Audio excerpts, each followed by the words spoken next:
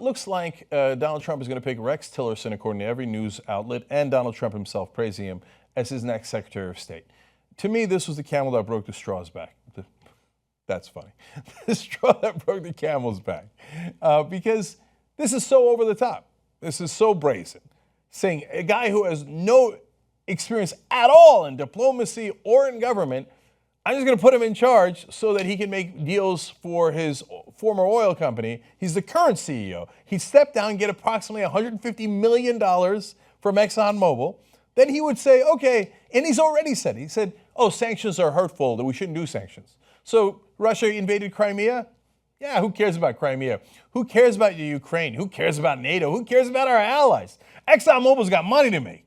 So he put a guy with no experience specifically for the purpose of auctioning off our national policy for oil companies' interests. Back in the day when we did this, for example, in 1953, we did a coup against Iran, against their democratically elected government, because we wanted cheaper oil from them.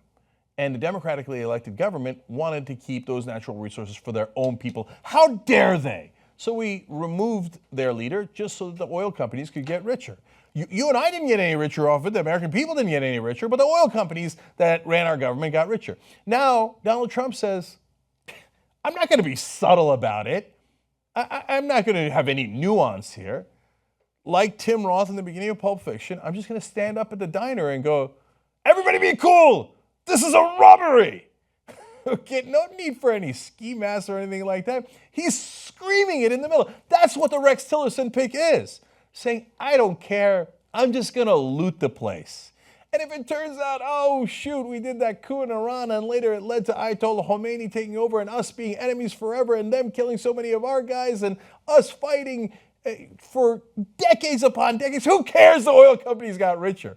And now this is Trump going, I'm just going to put the oil company in charge. He has a $500 billion deal that didn't get made with Russia because we put sanctions on Russia.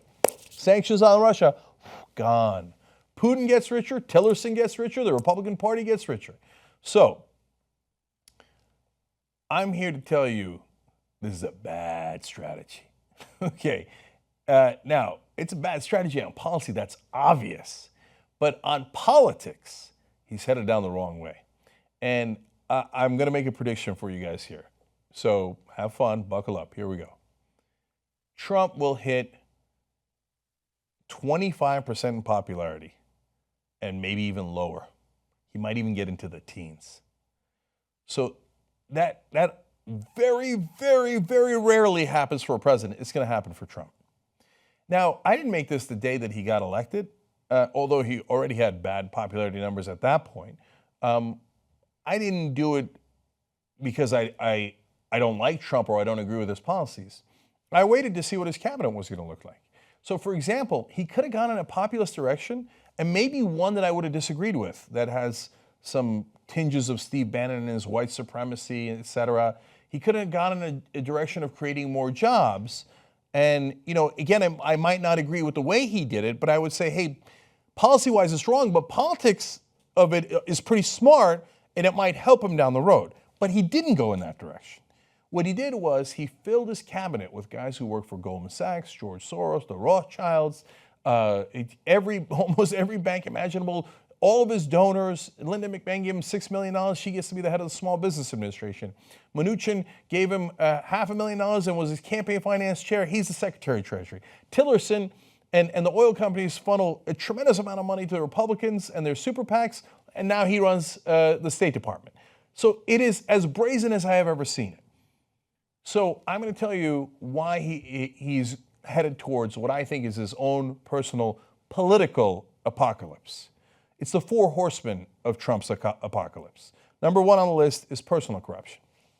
Now, before the election, we told you about this and we presented evidence.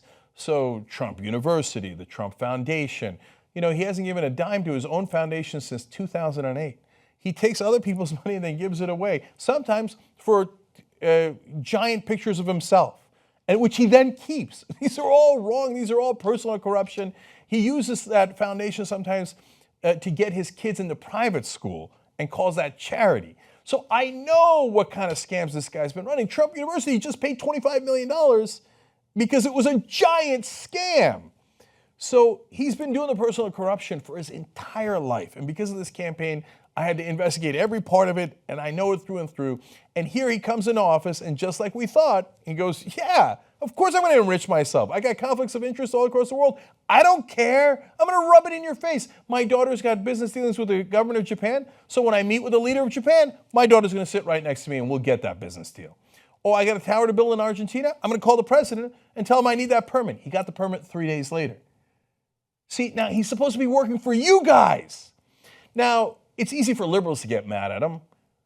And I know that some percentage of his supporters will support him no matter what, because they like the hatred stuff and the fear and all that. So they get into that and they're like, oh, you want to rob the place behind? I don't mind. But he's not correctly calculating what percentage of his voters actually wanted change. They knew with Hillary Clinton they weren't going to get any change. And they took a shot in the dark. They said, let me go with this Trump guy. At least with him, there are no rules and you don't know what you're going to get. But that personal corruption is going to catch up with him because those voters are going to hate that. But it's not just personal corruption. Number two is systemic corruption. So if you had the personal corruption of Trump that you knew was happening before the campaign, but then Hillary Clinton had the systemic corruption. Hey, you have donors and you have people who give money to the Clinton Foundation, and then she seems to do them favors at the State Department. Not anywhere near as bad as what Rex Tillerson is going to do at the State Department based on what he has already said he's interested in doing. But that is systemic corruption when you help your donors. So with Trump, you've got personal corruption and systemic corruption. So if you thought Hillary Clinton was going to be too corrupt, wait till you get a load of Donald Trump. And those guys who chanted, drain the swamp, they're not going to like it. It's not true that they'll like you no matter what. And then point number three, incompetence. So this is something I also told you about before the election. I had the misfortune of having to research every one of his business deals throughout his life. And I'm telling you now, and I told you during the election, failure after failure after failure. His daddy gave him $200 million. Do you know how rich you'd be if your dad gave you $200 million and all you did was put it in the stock market? Just an index fund. If the stock market goes up, your money goes up. If it goes down, your money goes down. You know how much you'd have? About $3 billion, which is at least $2 billion more than what Donald Trump actually has. And every time he'd bungle a business deal, his daddy would come in and rescue him. One time, his dad went to one of his casinos and gave him an illegal $3.5 million loan by simply having his lawyer pick up $3.5 million in chips and walk out. He was fined for that later and had to pay a $65,000 fine. He can't run any businesses. He's bankrupted 6 different companies. When you do that at the presidential level, you know what you get?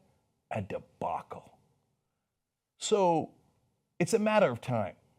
It's not going to necessarily be on the first day. It's not necessarily going to be in the first week, the first month, or even the first year. But probably before the midterm elections, and certainly within the next 4 years, all this is going to catch up with him. And he's going to be in a world of trouble. And he's going to lose so many of those voters he thought he couldn't lose. Which leads us to the fourth point of the horseman of Trump's apocalypse, and that is hubris.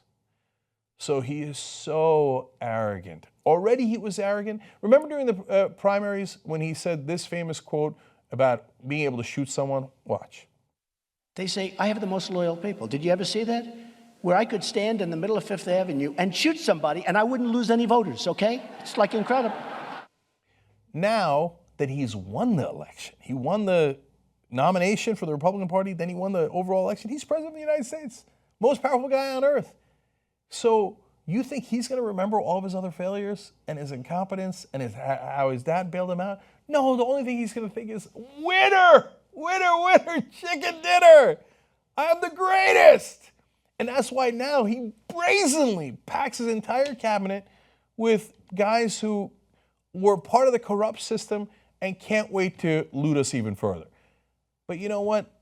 Hubris is what leads to the fall of all of these different leaders. Have you studied any history? And of course, with Donald Trump, you know he hasn't. Part of the reason he won the election is because of the hubris that Hillary Clinton had. So you put these together, and I'm not telling you afterwards. I'm telling you ahead of time. And if you're a Trump supporter, hey man, If I'm wrong, you're going to love it. You're going to go back to this video and go, oh, you see that? Cenk said he'd fall to 25% or lower in approval ratings. And he never did. He was wildly popular. He got reelected. Ha ha, you don't know what you're talking about. Okay, have at it, Hoss. But I'm telling you ahead of time, if you've got personal corruption, systemic corruption, you've got incompetence and hubris, you are going to fall, and you're going to fall really, really hard. So that's coming. Now, when he does, how is he going to react? Well, that we don't know, and that's what brings you dangerous times, because he's never going to admit that it was his fault. You know what he's going to do? Scapegoating. And that's where the real danger begins.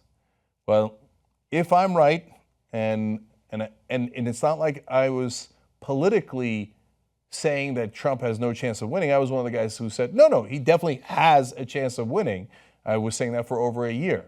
So I knew ahead of time that some of the things that he was doing politically had a good chance of working. I thought Hillary Clinton at the end was so far ahead in the polls, she was likely to win anyway by a razor-thin margin. Turns out, no, she lost by a razor-thin margin. Now, she won the popular vote. That's how close it was. But she did lose the Electoral College. And so her hubris did her in. I sensed that Trump was playing the politics correctly, going to populist anger, talking about jobs, talking about ending the corruption. And now I'm telling you that he's playing the politics all wrong. So he might turn around, and maybe he'll turn around in time. But if he keeps going down this road ends in disaster, policy-wise for the whole country and maybe the whole world, but also disaster for him personally on a political level. He's going to be one of the most unpopular presidents we have ever had. Podcast the whole 2-hour Young Turks every single day, commercial-free, All-Star Tuesdays, aggressive progressives, old school, post games, TYT classics. You get it all with membership.